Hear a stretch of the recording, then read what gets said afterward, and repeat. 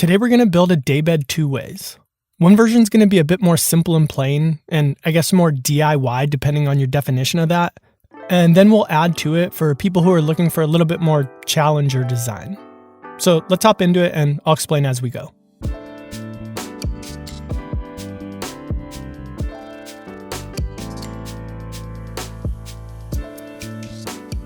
So in total to build this bed, I'm going to be using 4 sheets of plywood. And just like with pretty much any plywood project, the first step was breaking down the sheets into some more usable sized chunks. And working by yourself, that's not always the easiest task, but I think that the best way to get it done is with a track saw or a circular saw. And in my case, I used both. Starting off by cross-cutting a sheet a bit over 6'8", and then ripping them down to a few various widths. And actually, I think the easiest way to go through this project is piece by piece, even though the order that I actually did things in might differ a bit from how I'm going to explain it. Alright, so here I am at the start of build day number 2. And the first thing I'm going to cut to its final shape is the back panel. Now, these I want to be 2 pieces thick, so you can see I have 2 sheets clamped together on the ACS, and I'm going to cut them both to their finished lengths at the same time. That way they're going to be identical. And the other guy you see in this shot is my buddy Chris, with a K. He's Canadian, with a C. And he picked the perfect day to stop by my shop and help me out with this project. Definitely beats lugging around a bunch of large sheets by yourself. Alright, while that's gluing up, we're going to start on the next part of the bed. And actually before we do that, let's hop into SketchUp so I can show you how the whole thing's going to come together.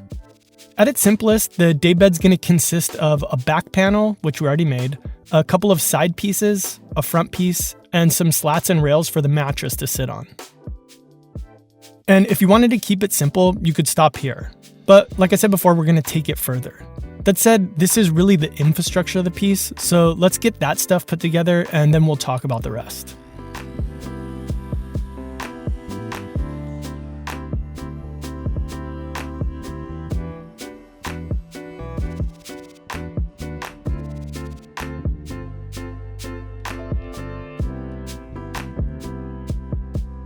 Okay, so after I had roughed out the size of the 2 side pieces, I marked an angle on the top edge of one of the pieces at 5 degrees and then had Chris cut along the line.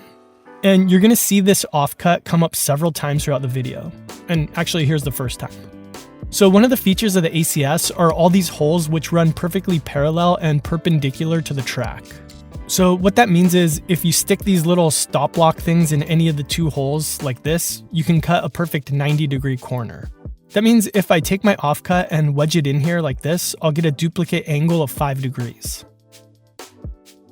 So back in the real world, that's exactly what I did.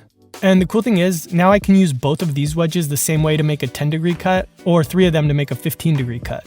And you'll see later, those are the 3 angles that this bed really utilizes. But we'll talk about that when we get there.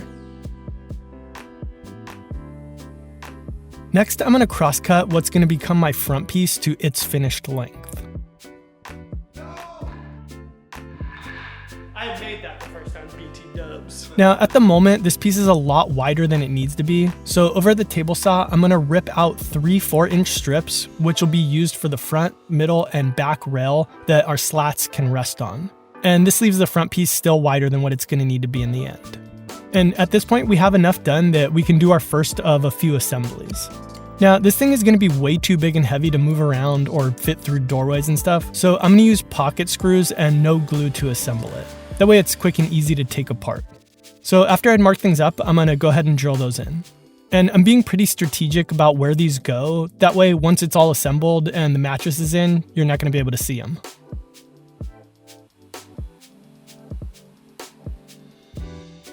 Okay, now there's a little audible that we need to talk about. So if you were going to do this the first way that I'm showing, the plain simple way or whatever you want to call it, to assemble everything, you just align your edges so that they're flush with the perpendicular face and screw them in. But for our design, we actually need the side pieces inset on the back panel by exactly the thickness of a 3/4 inch piece of plywood. So you can see in this shot, I'm actually using that as a spacer to position my piece just where I want it. And then from there, the process is the same. And in the end, we'll have our back panel, inset side panels, an inset front panel, and a few rails all screwed together. And this thing's going to be solid. But now we're going to add a little bit more aesthetic flair. So hopping back into SketchUp, here's what we're gonna do. Basically, we wanna add 11, I guess you could say. Man, you really use a lot of those animations, don't you? Yeah. Don't you think it's a bit much? I mean, you've got the actual piece. Why not just show that? You always put these animations on the screen, but I want to see the real thing. Like, what's the deal with that? Do you think you're too good to show the actual piece? You just want to animate and show off your computer skills? I mean, look at you go, dude. I don't know what it is. Maybe it's the fact that you live in Southern California and Disneyland is down the street. You want to be a big Disney animator. You want to make little cartoons or something. But frankly, Disney is a bit much. I'm a Simpsons man. Now that's real animation. Disneyland, little fluffy, little weird. I don't like it. Anyway, so as I was saying, we want to add 11, I guess you could say, facade pieces that kind of evoke the look of a modern style couch. And remember how I said those 5-degree wedge pieces would come in handy and how everything is based off of 5, 10, and 15 degrees? Well, here you can see how that's all implemented. Okay, now let's actually cut everything. Here I'm cutting out a small blank that I can get my 2 front legs from. Then I need to mark where I want my taper to start so that I can cut it at 15 degrees.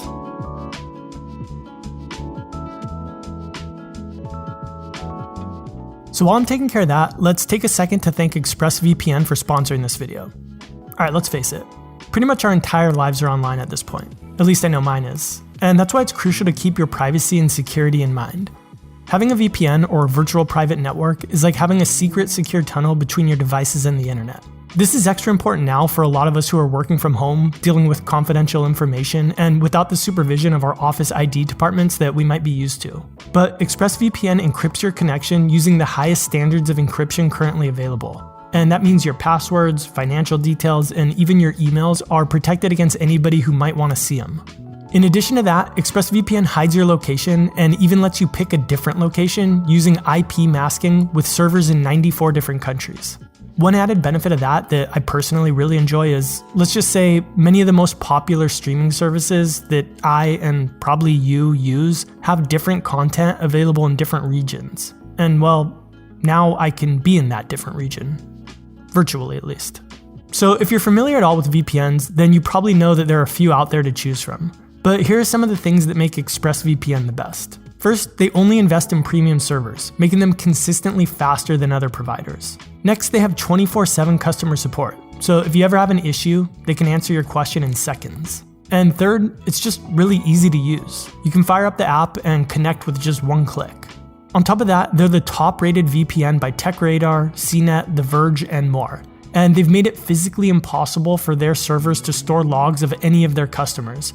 And this has been verified by auditing performed by PricewaterhouseCoopers.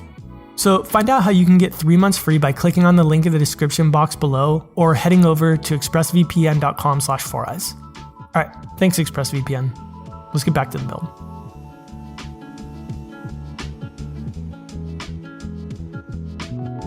The next piece we're going to make is our front stretcher.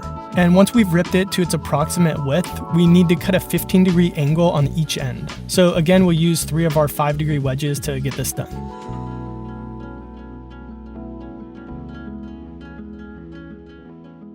And you'll notice here, when I'm gluing it on, the alignment might look a little weird, but that's because this whole thing's going to get cut down to its final size a little bit later. Next, we're going to cut out the back legs for our side pieces. And really all of these facade pieces are kind of the same process as the front legs that we just did. Basically, it's all just for looks, so you'll just want to reference existing pieces and use the consistent angles to put everything together. I suppose if there's one takeaway, it would be that nothing here is structural, so you don't need to worry about catastrophic failure if something's a tiny bit off. Basically, you just want to make sure that it looks good.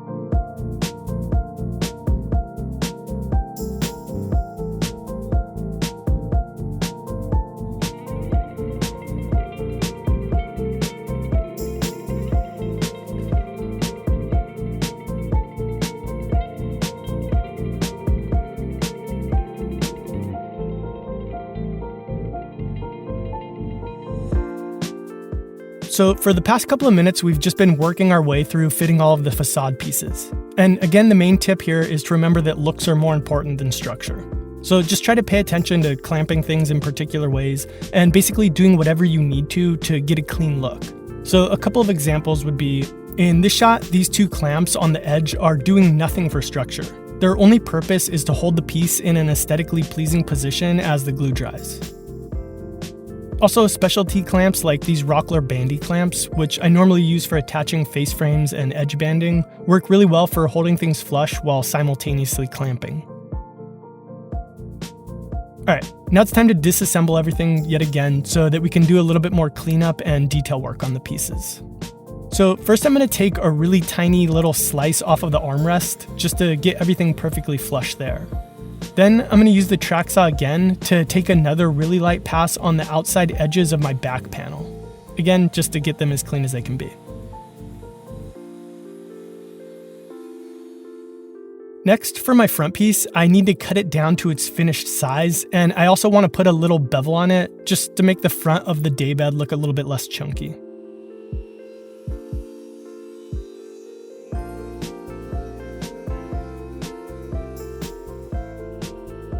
Then, before assembling anything, I'm going to put a round over bit in the router and round over all of the hard edges on the couch, and then do a little bit of pre-sanding.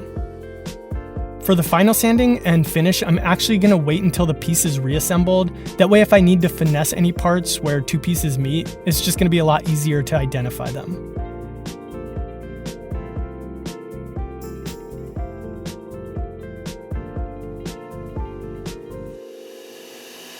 Hi, Chris. Chris.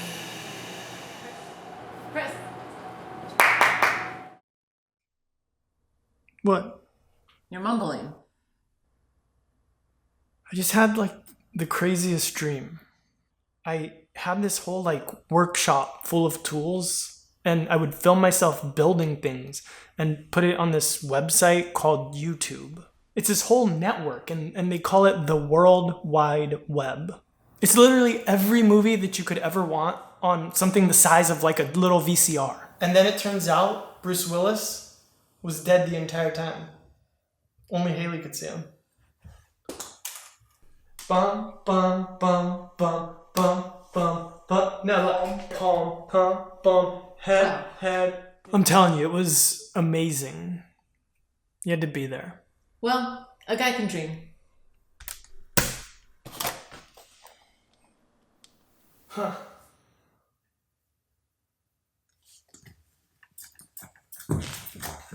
Special thanks to Ray, Melissa, Steven, Sean, Julia, Dylan, Chad, Brian, Jay, Christopher, Carmel, Daniel, Jay, John, Orhan, Kyle, Brian, Charlie, Andy, and the rest of my Patreon members for helping me to make these videos possible. Seriously, your support has been life-altering, obviously in a good way.